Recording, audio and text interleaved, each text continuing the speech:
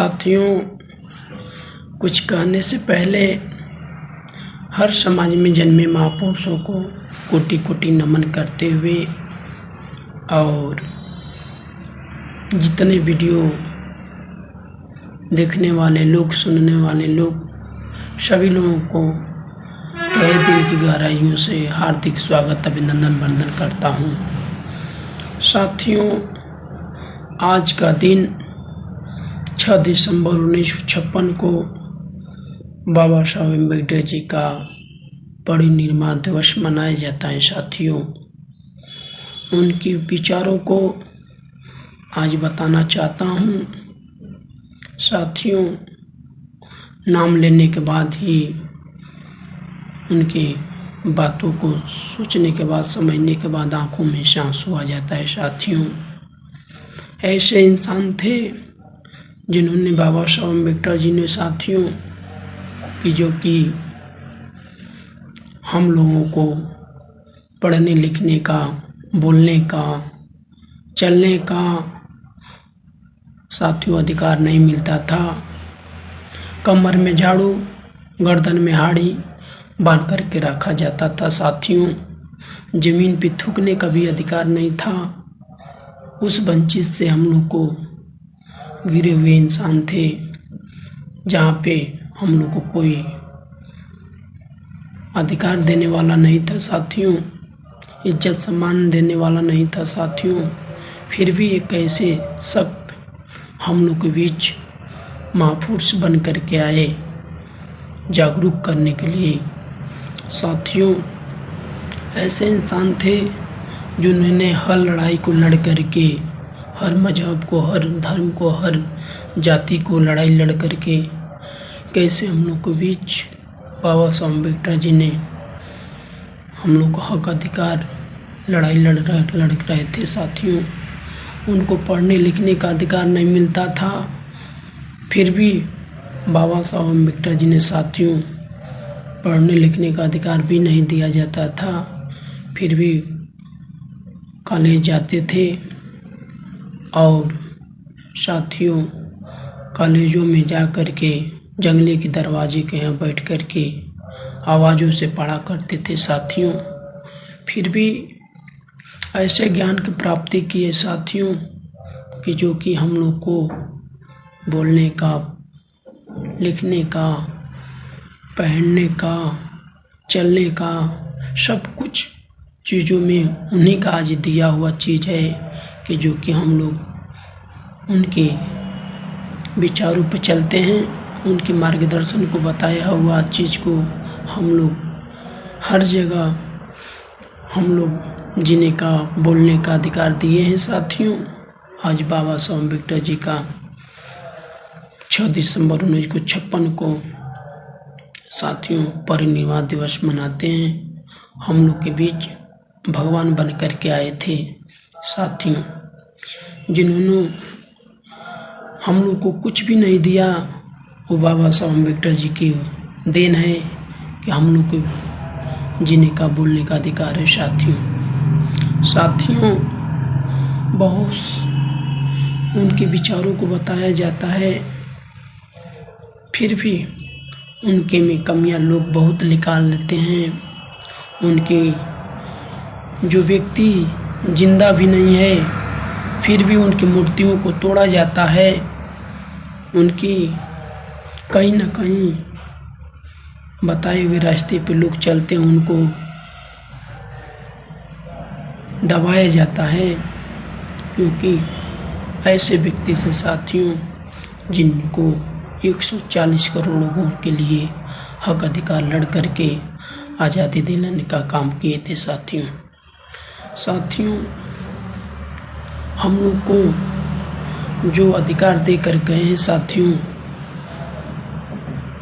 ऐसे व्यक्ति कोई इस धरती पे पैदा नहीं हुआ कि जो कि गरीबों के लिए, वंचितों के लिए, आदिवासियों के लिए, जो भारत के मूल निवासियों के लिए हक अधिकार की बात रखता हो। वही एक व्यक्ति ऐसे थे साथियों कि जिन्होंने लड़ाई लड़ करके हम लोग को बीच हक अधिकार देने का काम किए थे। साथियों,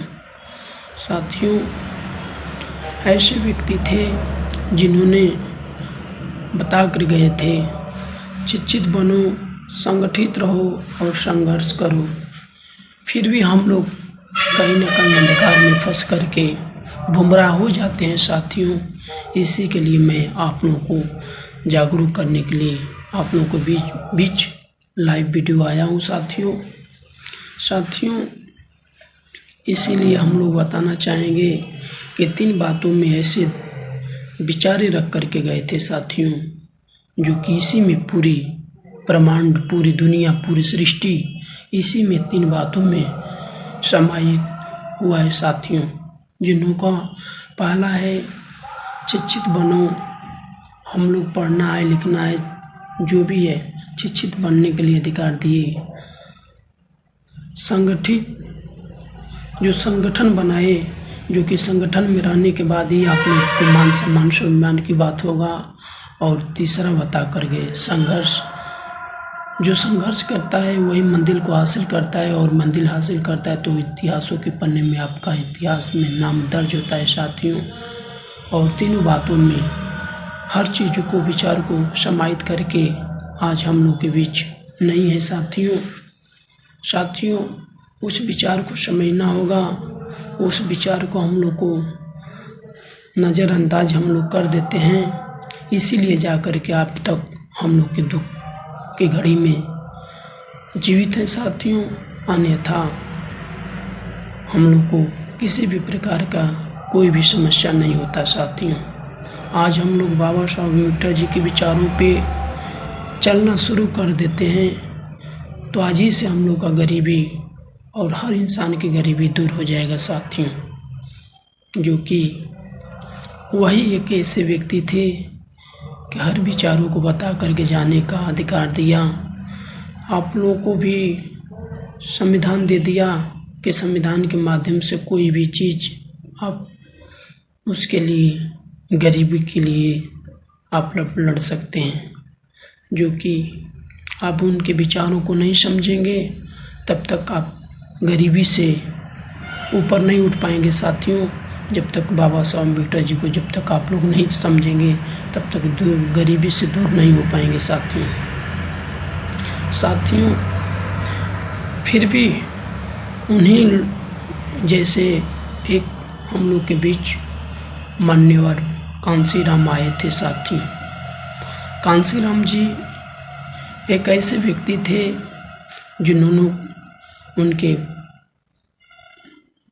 विचारों को बताते हैं, और उनके विचारों को बताने के बाद साथियों दिलों में से, आंखों में से आंसू आ जाता है साथियों।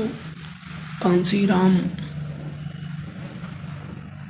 वो नौकरी करते थे और सेना में भर्ती थे, सूबेदार थे साथियों। सूबेदार के रैंक पे उनका ड्यूटी था, और उनके सपना था साथियों कि देश में हम लोग पैदा हैं तो हम लोग को हक अधिकार मिलना चाहिए साथियों। तो साथियों हम लोग के साथ बहुत सा अन्याय किया गया था साथियों। जब अन्याय बहुत हुआ था साथियों तो उन्होंने अपना नौकरी त्याग करके और छोड़ दिया। और छोड़ने के बाद उनके सपना था कि जो बाबा साहब अम्बेडकर जी का विचारों को मैं पढ़ूंगा और जागरूक होऊंगा और सब लोगों को जागरूक करने का काम करूंगा साथियों। तो साइकिल से प्रचार करते थे, और साइकिल से प्रचार करते करते साथियों ऐसे प्रचार किए, ऐसे संगठन बनाए, ऐसे उनके विचारों को रखा, बाबा साहब अम्बेडकर जी के विचारों को रखा कि जिन्होंने आज हम लोग को हक अधिकार के मुद्दा को समझा। और जब संविधान के मुद्दा को समझ करके जब हम लोग अपने विचारों को रखा तब जा कर के लोग जागरूक हुए साथियों। ऐसे ही हम लोग के बीच कोई ना कोई इंसान जागरूक करने वाला बीच आएंगे, तभी जा कर के गरीबी को दूर होगा साथियों। कांसीराम भी एक ऐसे व्यक्ति थे जिन्होंने बाबा साहब अम्बेडकर जी को पूरा विचारों को बता करके हम लोग के बीच वो भी नहीं रहे। उनके लिए मैं तहे दिल की गहराइयों से कोटि नमन वंदन करता हूँ साथियों। अब उनके विचारों को रखने के बाद साथियों बहुत से दिल रोता रहता है साथियों। कौन सा ऐसा व्यक्ति थे साथियों कि हम लोग के बीच भगवान बन कर के आए थे, सब लोग के हक अधिकार की लड़ाई लड़ करके हम लोग के बीच नहीं रहे। उन्हीं लोगों के विचारों को आज हम लोग को ऐसे विचार रख दिए हैं कि लोग भी नहीं रहने के बाद भी उनके इतिहास को हम लोग पढ़ते हैं, जागरूक होते हैं, सब लोगों को जागरूक करते हैं। और इनके लिए बहुत बहुत धन्यवाद